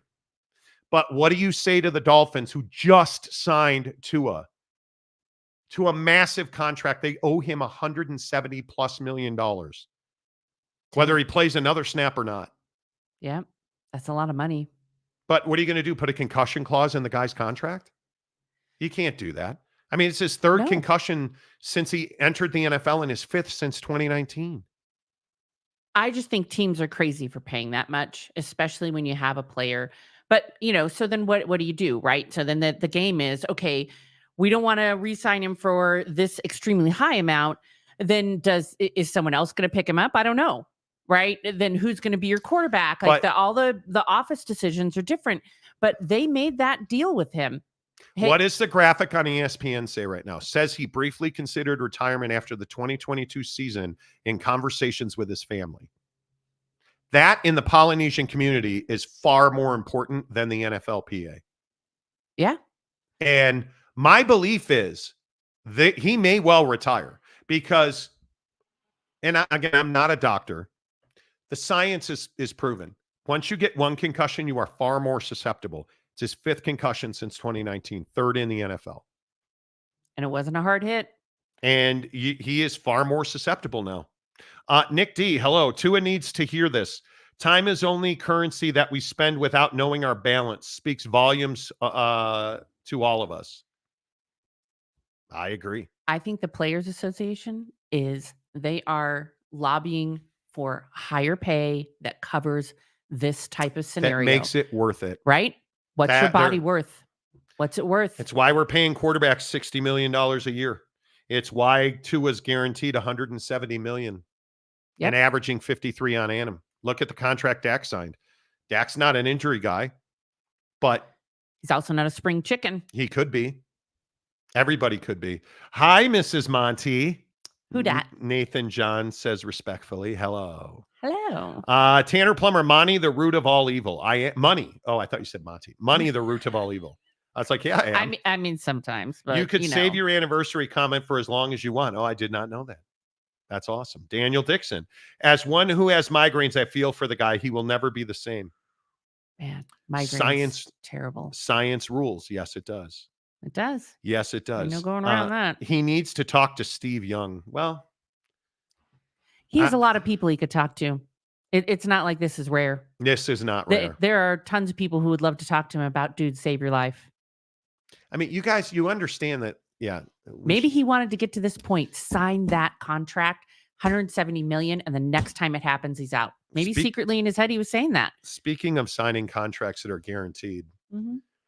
What are we doing? Deshaun Watson being sued again. And this time it's not a masseuse. This story does not get better. It gets worse. Dang, I wish I had a towel on the table. I could just fully a washcloth, please. Fully guaranteed. Deshaun Watson sued this week by a woman who says they went out on a date. She did not feel comfortable going out on a date with him in public. so she asked him to come to her apartment. He shows up at her apartment. She lets him in. She goes into the bathroom to finish getting ready for their date. She comes out. He is naked, laying face down on her bed. She claims, allegedly, this is her claim in the lawsuit. She alleges also in this lawsuit that he then demanded that she massage him from the waist down while he was lying on his back. She was not comfortable with that and began rubbing his upper back, to which he sat up and demanded, allegedly, that she massage him waist down. And she claims he motioned from his waist to his knees. She did not accept that. And at one point, after that, he sexually assaulted her. He fully denies these allegations. She is represented by a gentleman named Tony Busby, who is now being called the Deshaun Watson lawyer. Yikes. Because he represents all of these alleged victims. And I only say alleged because he is not charged criminally with any wrongdoing. These are all civil proceedings. He was cleared by multiple grand juries. I think it's important to state the facts. Whether you believe or not, he was cleared by multiple grand juries. And he settled out of court with all but one of his previous accusers. And now here we have another lawsuit from Deshaun Watson that is the worst accusation of them all. And I don't know what you do with this. This lawyer, Tony Busby, says that he reached out to a gentleman named Rusty Hardin, who is one of the premier defense attorneys in the country, who represents Deshaun Watson. Tony Busby claims he's been trying to settle this out of court and, quote, quietly, I'm sure for he is. many months. And Deshaun Watson's attorney declined to have the conversation, so the woman decided to sue. She is asking a judge to keep her name as Jane Doe, which I think is absolutely ridiculous. If you are going to make allegations in civil court, you need to be named. I don't care if it's that you took my lemonade or that I was sexually assaulting you. If it's civil court as opposed to criminal. If it is civil court versus if it's criminal and you are alleging rape and sexual assault, you should be able to hide your identity. Yes. I totally agree with that. Yeah. If you are going to do this in civil court, you need to name yourself. And she will have to, because Rusty Hardin has already said he is going to ask the judge to do that. And a judge previously granted his request on that, and all other accusers were named. I don't know how you sleep at night if Deshaun Watson's on your football team on a fully guaranteed contract, beyond the fact he sucks on the field right now and has not been good. Now you have another really, really bad accusation. What should the Cleveland Browns do? They need to get rid of him. There should be, aren't there morality clauses in those? There is. Yeah. But he is on a no-cut contract, so you will pay him whether you keep him or not. Who signs these deals? Jimmy Haslam signed Deshaun Watson. I think there's got to be other clauses. So a no cut. There's no way they can cut him. You are paying him if he murders children. Well, then I think you got to bench him, because if there's no way to get him out, then you just got to bench him and go with it. He's currently got $200 million in dead cap money. Jesus. $2,712,678 as of this season. Let him sit and keep paying that out to people that he keeps assaulting. Whether it's criminal or not, you are deplorable at this point. And what the hell are you doing? It just makes zero sense to continually walk into these situations and just, I guess that's your jam. So keep paying it out. Take that money that you're making sitting on the bench and keep paying it out. Women, what the hell are you doing? Why would you go near him at all? I get it. Everybody has this, like, inside of you. You're like, maybe I can save him. Maybe he's a good person. Well, I don't think I don't think that's it at all. I think I think it's a couple of things. One, when this date happened, none of these charges were known. Oh, so it was well before that. None of Okay. these charges were known. Yeah. I think that's part of it. I think he is a very good-looking man who plays quarterback in the NFL, and in Houston, he was a god. If Deshaun Watson asks you to go out on a date, he approaches you in a bar, which is allegedly what happened here, you're going to say yes. Right. If you didn't know, right? If it's before all of these allegations, but now women, we all know, so don't go there. But if you do, what'd you say he has left in his cap? What's right now? He's a $200 million dead cap hit. Next year, it'll be, if you cut him after June 1st, it'll be an $80 million dead cap hit. It's a massive hit. Still, to 200 million, I would go for 199 million if I was the next. But you're not going to get that. You're not. But I think you have to deal in realism. And I think we like to do stuff like that. With all due respect, I think we like to live in this fantasy world. You're not getting that. The point is, in my opinion, there's only one question. Do you keep him on your roster or not? The NFL has said they're not going to suspend him. They are not going to take him off the field. If you're Jimmy Haslam at this point, can anybody see him being suspended by the Browns? I cannot. But you can bench him. Based on what? This cat settled. How many of these lawsuits are? A dozen? How many? You know that this guy was allegedly doing this. You knew who he was when you traded six first-round picks for him, or 6 picks for him, and you paid him all that money, guaranteed 100%. You're okay with it. So you're going to keep him on, and you're going to keep playing him. Maybe when it gets down to 80, you'll feel like it's a good enough deal to cut him. And the bigger issue is he's terrible on the field. Yeah. He's not helping your football team right now. I don't know that he ever gets back to who he was in Houston. And now Houston's moved on. There's no right in this situation. And we can sit here and, talk about what he's done. You know who this guy is. If there was another lawsuit today, would it surprise you? It would not. It would not. But you're right. They know who he is, so they must be okay with it, and they're going to roll with that. Yeah, I don't think you're ever cutting the guy. If it were me, I would never have acquired him. I would never have acquired him. How do you deny the multitude, the volume of accusations? It's not just one. It's many. Yeah. And I understand why he would settle them. Right. Suppose he's innocent and he didn't do anything that he's accused of. Even though multiple accusers who don't know each other had very similar stories. Let's say he is innocent. I understand why he would pay them off. But the worst part of this is, now it's not just, I want a happy ending from a masseuse.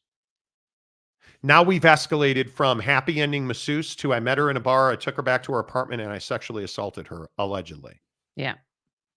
So what is he doing? He's doing what every other guy that has sexual predilections does. They escalate.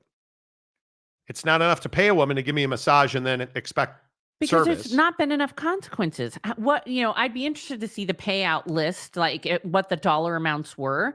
Because I believe he paid out $5 million,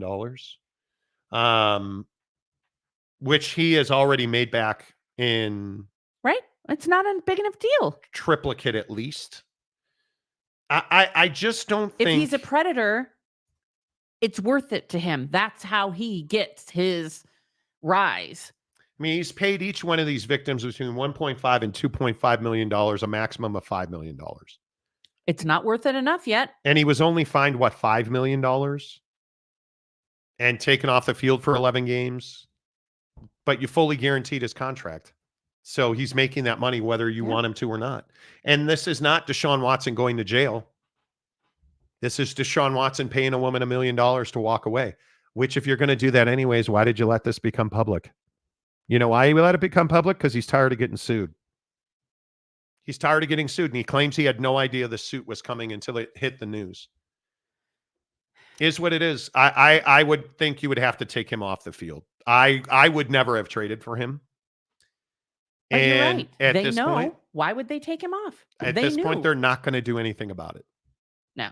That's my opinion. And Unless their fans start to make a lot of noise. I think that's the only way that anything changes right now is if you get enough social noise against it. But again, these owners know, and they must be telling themselves, we don't have anything criminal. He has not been prosecuted yeah, I criminally. agree. We don't have anything, take him off field. Legally, we cannot remove him because it doesn't go against anything. Like, All right. caught. Whatever. Today is Friday the 13th. Now, you are historically not willing to entertain conversations of superstition. I'm not. I don't necessarily believe that bad things happen on Friday the 13th, They don't. but I think it makes people money. And I think in the comments section below, do you guys believe in Friday the 13th? I 100% do not No. believe in Friday the 13th.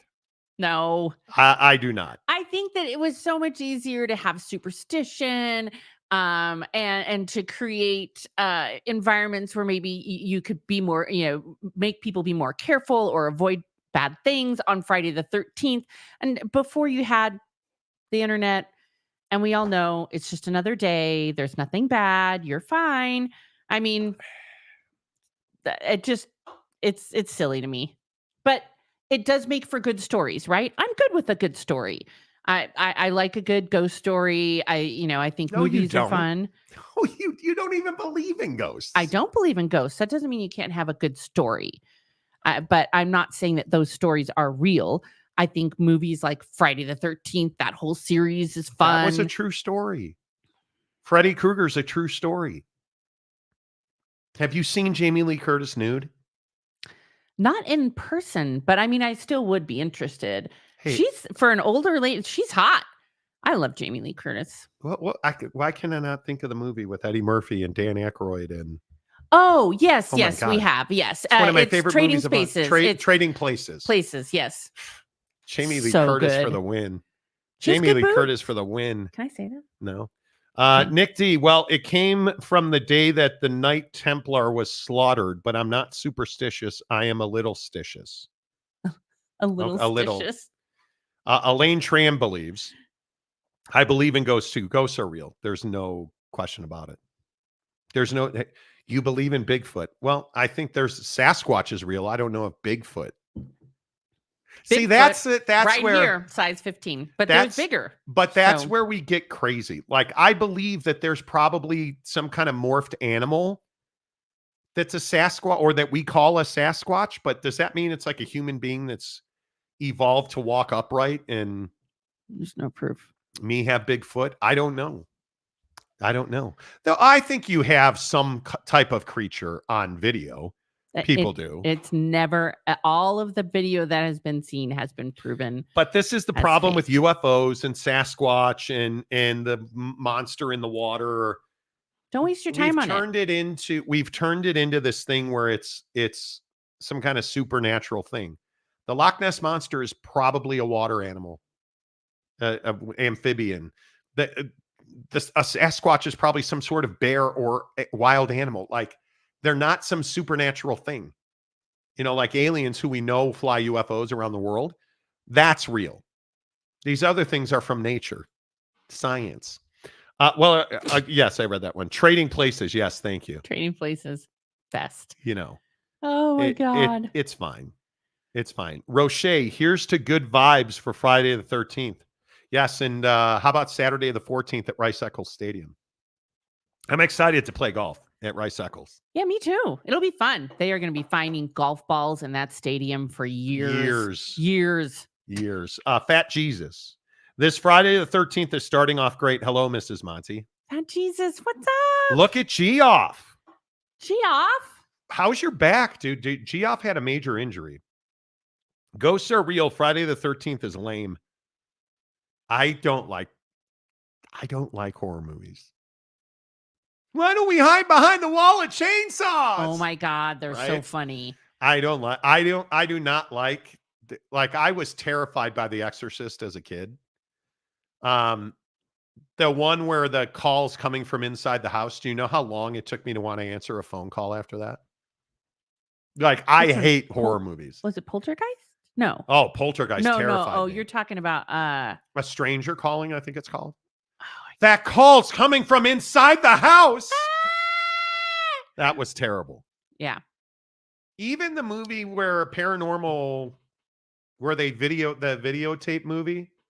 Oh, Blair Witch? No, Blair Witch. But the one where paranormal Activity. Oh my God. You know what's In the fun about pool? that though? Like, I know it's not real, but they do so well. Like, don't know it's not real. surprising you you don't know it's and not shocking you. And it was fun. Like, I think it's fun No. to watch that. I Nah, do bro. not believe it at all. Nah, bro. Keith Carl, how can you not believe in ghosts when the Monty Show studio door handle once turned on its own during the show? She doesn't believe that happened. Even though Jake and I sat there and watched it happen. That lock turned, or that knob turned, and that door opened.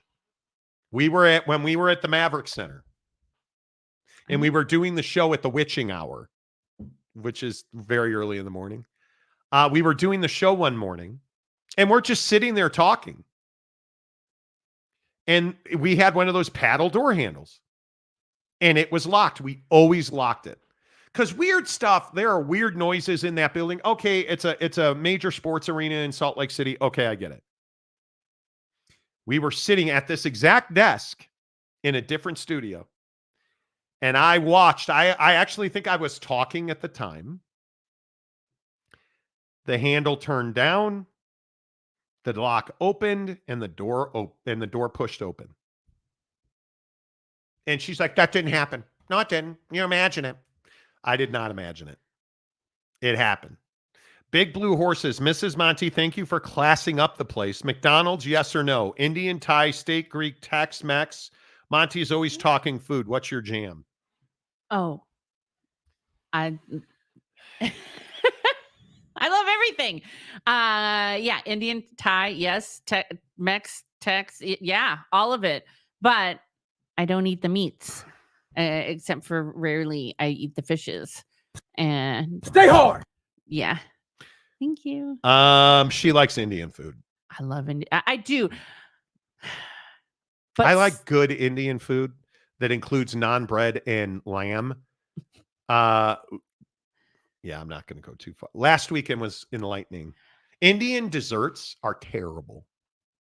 there was some interesting stuff. Have you ever eaten warm soap? Anyways, yeah. Don't try it. Sadly, we had they feed you a ton in these Indian weddings. They kept feeding us and feeding us. There was lunch, then there was dinner, then there was before ceremony breakfast and after ceremony breakfast, then lunch, Appetizers, then dinner, appetizers, then dinner, then appetizers, then a massive dinner. We didn't even eat dinner because but the Saturday night, the food was definitely an upgrade, and everyone was excited about that. It was delicious Indian food. Oak State James for $5. There was a script for One or More Friday the 13th where Tommy Jarvis comes back to Crystal Lake to confront Jason. Need to see Jason finally die. Okay. I mean, Okay. Elaine Tran says, I can't eat Indian food. Can't or shouldn't. Keith Carl, Monty was talking. Then as soon as Jake started, Monty was fixated and not moving for a solid 30 seconds. It was terrifying. And that's where the ghost of Monty was born. And you watch that and all the cat porn that was happening in the bowels of that building and the cats walking around banging each other cats everywhere. In there that were procreating. Mm-hmm. It was that building had some juju in it. And I am telling you, one of the weirdest things was the flashing lights in a pitch black building.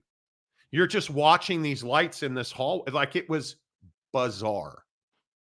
It was bad electrical in an old building. No, it was not electrical. There's not electrical in the middle of the floor. There's not. And we walked out there, and about 10 seconds later, a little pee came out, and we went back in the studio and locked the door. Like that. There was some stuff early in the morning at Maverick Center that there's already, and maybe I am just spoiled because I've had the opportunity, but when you walk through a dark stadium or arena, Catherine Coddington, she used to be the PR person for Kobe Bryant, has a thing for empty stadiums. So I used to tag her in photos like in San Francisco at AT&T Park. I used to go and stand at home plate. I covered the Giants, so I was there every night. And I'd go after every game and just stand at home plate and just enjoy it. And they turn off all the lights in the stadium. And so there are these white lights that just kind of allow you to see where you're walking out in the stadium, on the field. It is the most calming, terrifying, eerily quiet atmosphere you'll ever find yourself in. Inside of Chicago Stadium, or the United Center. I still call it Chicago Stadium. Inside of United Center way back in the day, Wayne Gretzky got traded to the St. Louis Blues. Mike Keenan was their head coach, and it was crazy, and I covered the game, and I was cutting tape and filing audio reports. And then I was going to leave, and the bowl was dark, where the ice surface and the bowl. And the door was open where it's called the Zamboni gate, was open. And I just stood there and leaned on the gate. I didn't walk on the ice, but I stood there and leaned on the gate and just looked up at the banners. And you just, all of a sudden, I always get that feeling. I'm like, am I alone? It's just, there's something about an empty stadium that's weird. Maybe it's that we're not used to being alone in a big place like that. Or maybe when the door opens on its own when you're doing a live show, like you're just such a skeptic. You will never. I am. Ever. Lopes fan Gabe says, hit the like button. Yes, please do. Yeah, hit the like. Please do. That always helps. We're over almost 3,000 views and we only have 114 likes. So hit the like button. All right, couple more stories. Do you want to go to space? I don't understand this commercial spacewalk BS. This billionaire paid a ton of money to SpaceX to fly to space this week on a commercial SpaceX spacecraft. Yeah. An engineer at SpaceX and a billionaire who paid to be there did a spacewalk. They didn't like do anything. They like went out of the pod and floated in space, went back in the pod. They actually never they had contact with the craft at all times. Yes. They were testing the movability of the spacewalk suits. Stop. 200 million. Stop so this was my related story. 170 million to potentially kill yourself on the football field, or 200 million to go up into space and potentially kill yourself there. The weird thing about this spacewalk is all other spacewalks that have taken place before this have been with what's called an airlock. So whether it be the International Space Station or this space shuttle, there is something, a airlocked room that keeps the oxygen with everybody else in the craft safe. Those people go into a room that takes the oxygen out, and then they go in. It's called an airlock. Space. Yeah. There's no airlock on this craft. They literally, everyone else in that capsule had no oxygen other than what was being pumped into their suits. They all had suits being pumped with oxygen.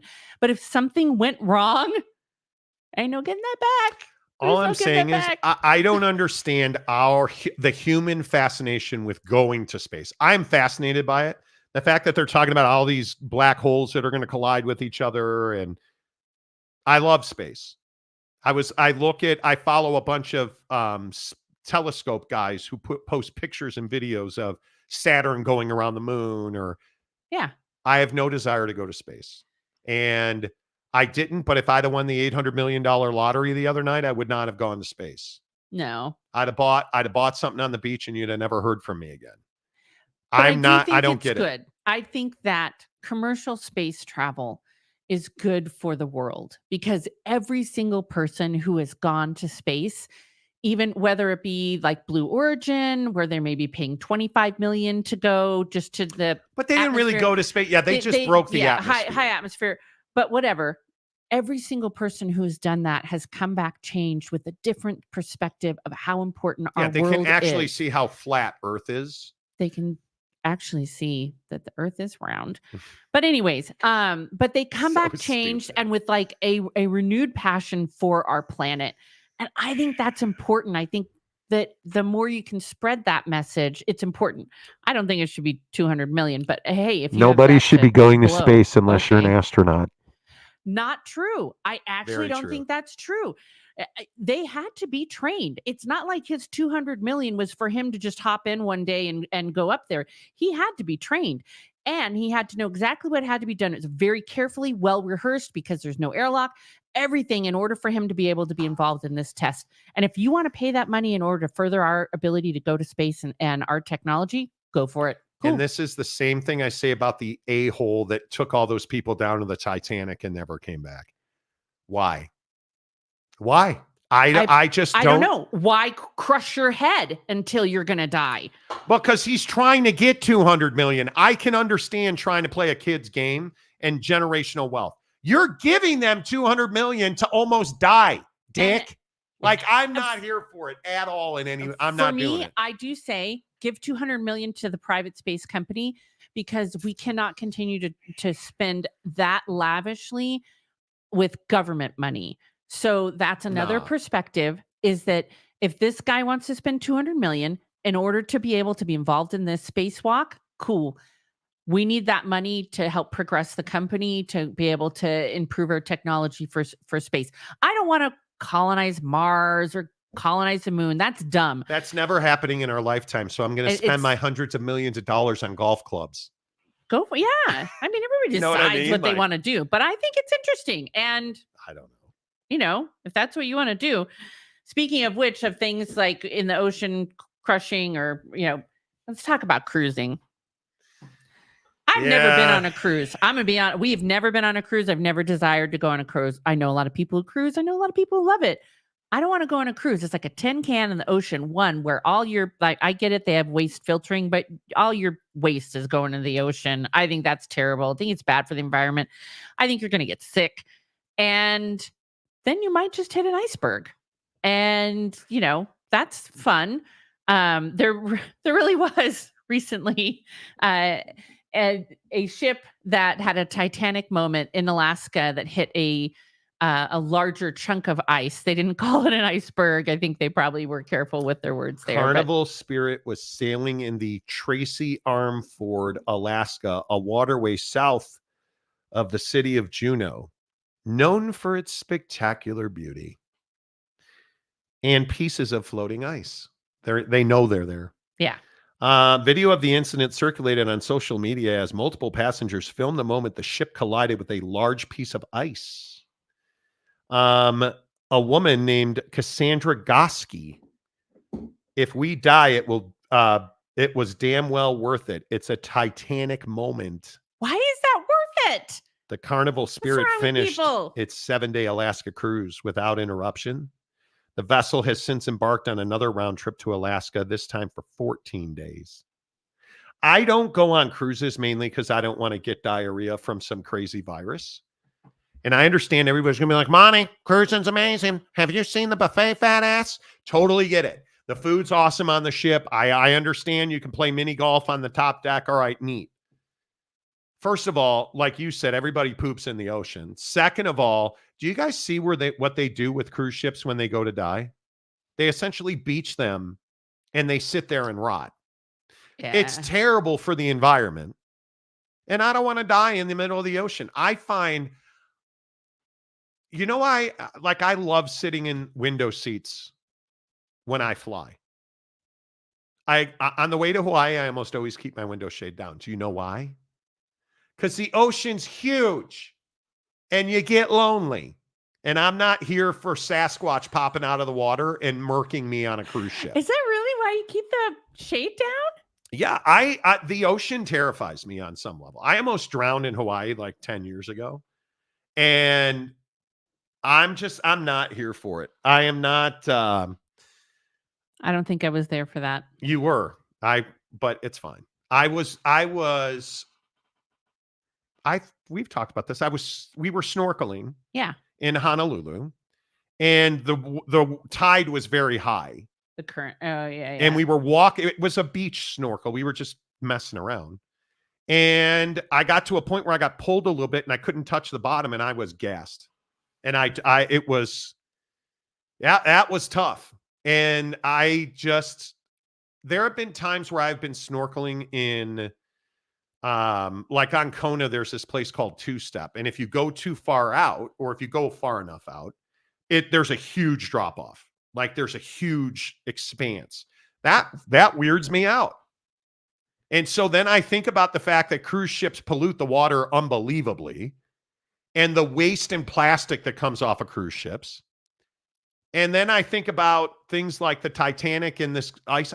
It's just not my thing. And if you're somebody that likes to cruise, please have a slice of lemon meringue pie for me next trip. I won't be there.